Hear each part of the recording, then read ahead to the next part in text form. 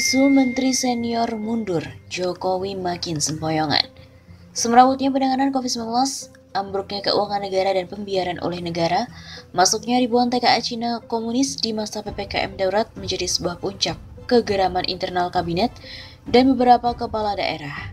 Beredar rumor bahwa seorang menteri senior kabinet Jokowi Ma'ruf siap-siap hengkang dari kabinet. Kabarnya menteri tersebut sudah mual dengan kondisi saat ini. Sebelumnya, diam-diam banyak kepala daerah melakukan pembangkangan terhadap penerapan PPKM darurat, di mana dinilai tidak konsisten dan juga setengah hati. Masjid banyak yang ditutup dengan peniadaan kegiatan agama, sementara TKA Cina komunis terus berdatangan masuk ke Indonesia. Ketidakadilan inilah yang bisa memicu munculnya giroh keagamaan dari para menteri, kepala daerah dan juga rakyat untuk melakukan pembangkangan nasional. Saat rakyat sedang susah dan ditakut-takuti dengan panser oleh aparat di masa PPKM darurat, pedagang pun dihujani semprotan air, warung nasi diangkut makanannya. Pada saat yang sama, negara membuka gerbang selebar-lebarnya bagi masuknya TKA RRC komunis. Rakyat pun terluka. Para menteri dan juga kepala daerah mulai terusik. Jokowi serta LBP seperti tutup mata dengan penderitaan rakyat. Ribuan rakyat pun tewas gara-gara COVID-19.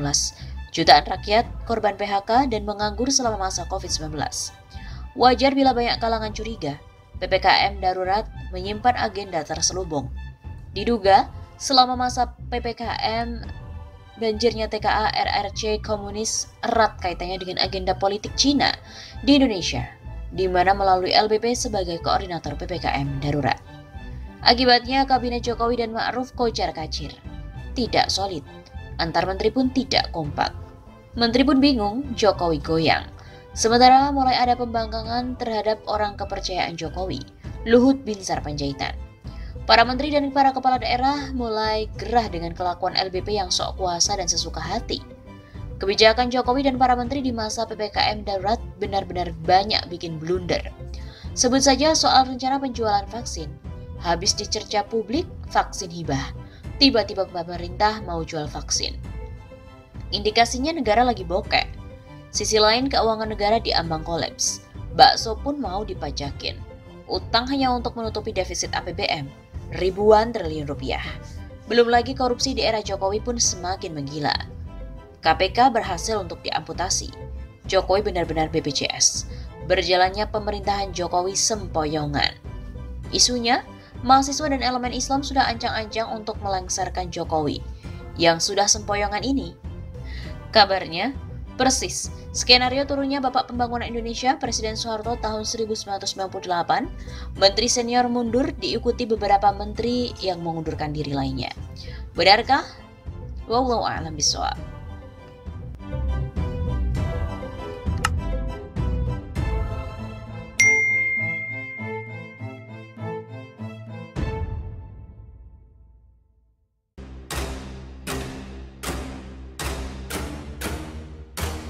Nasib Jokowi di ujung tanduk, orang-orang meminta turun sebelum 2024. Nasib Presiden Jokowi tampaknya berada di titik nadir. Netizen mengungkapkan kekesalannya pada orang nomor satu tersebut di sosial media.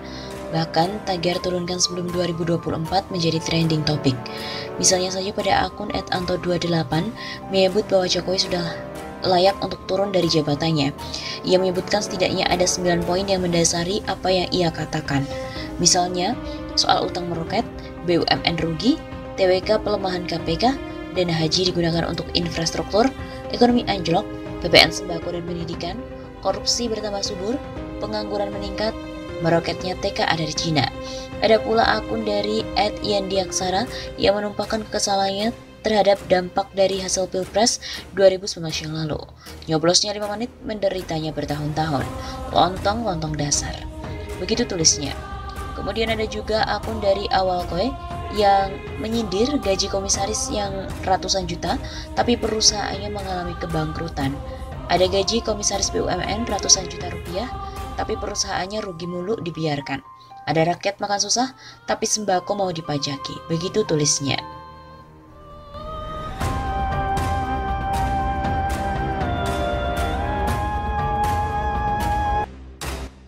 Selama 23 tahun reformasi, rakyat sengsara, penguasa berpesta. Loh, kok bisa? Perlu mengumpulkan data untuk membuat kesimpulan tadi. 23 tahun reformasi telah berlalu, rakyat masih sengsara tetapi penguasa terus berpesta. Rakyat menangis di tengah wajah kuasa yang terlihat bengis. Mungkin ada yang terhenyak dengan narasi itu. Bahkan mungkin merespon dengan sentimen, menyerang personal dan nyinyir. Respon semacam itu dapat dipahami, mungkin karena belum mengerti bahwa kritik adalah gizi demokrasi yang bisa membuat pemerintah introspeksi dan bisa membuat demokrasi lebih maju. Mungkin juga belum mengerti tentang satu dimensi penting bahwa tanggung jawab intelektual itu membebaskan manusia dari penderitaan. Fungsi itu yang sesungguhnya sudah dijalankan akademisi maupun kelompok oposisi. Dalam bahasa Antonio Gramsci, fungsi intelektual semacam itu disebut intelektual organik, yang ada pada Personal Books tahun 1970, ditulis oleh Antonio Gramsci. Bulan Mei 23 tahun lalu, intelektual organik di Indonesia menjadi kunci penting bagi hadirnya gerakan reformasi 1998. Pada momentum 2-30 tahun yang lalu, reformasi ini, mari kita berpikir sejenak, mengurai data satu persatu, meski tidak semuanya akan dibeberkan. Sebab, pernyataan singkat ini tidak mungkin menampung seluruh derita rakyat. Rakyat sengsara. Kita mulai dari data turunnya angka pertumbuhan ekonomi. Pada kuartal 1 2020, angka pertumbuhan ekonomi Indonesia sebesar 2,97%. Pertumbuhan tersebut mengalami kontraksi 2,41% dibandingkan triwulan 4 2019 yang tercatat 4,97%. Itu maknanya konsumsi, investasi maupun belanja pemerintah mengalami penurunan. Kondisi ini menggambarkan bahwa masyarakat Indonesia mengalami penurunan daya beli. Bahkan, konsumsi lembaga non-profit yang melayani rumah tangga atau LNPRT merosot tajam. Dari sini sesungguhnya sudah mulai terlihat derita rakyat. Itu kuartal 1 awal tahun 2020, di mana angka pertumbuhan ekonomi turun drastis, tetapi belum minus. Faktanya kemudian dari awal tahun 2020 hingga kuartal 1 2021, angka ini pertumbuhan ekonomi kita berturut-turut menjadi minus. Indonesia memasuki jurang resesi ekonomi yang dahsyat. Ini data angka pertumbuhan ekonominya, minus 5,32% pada kuartal 2, minus 3,49% pada kuartal 3, minus 2,19% pada kuartal 4 tahun 2020, dan di kuartal 1 2021, angka pertumbuhan ekonominya tetap minus 0,74%.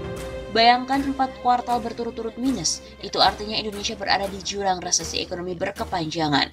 Indonesia belum mampu keluar dari resesi ekonomi, kalah dengan India yang sudah keluar dari resesi ekonomi dengan angka pertumbuhan positif 0,4%, bahkan Indonesia kalah dengan Vietnam yang kini angka pertumbuhan ekonominya positif 4,48%. Indonesia tidak kunjung pulih, rakyat pun masih terus sengsara.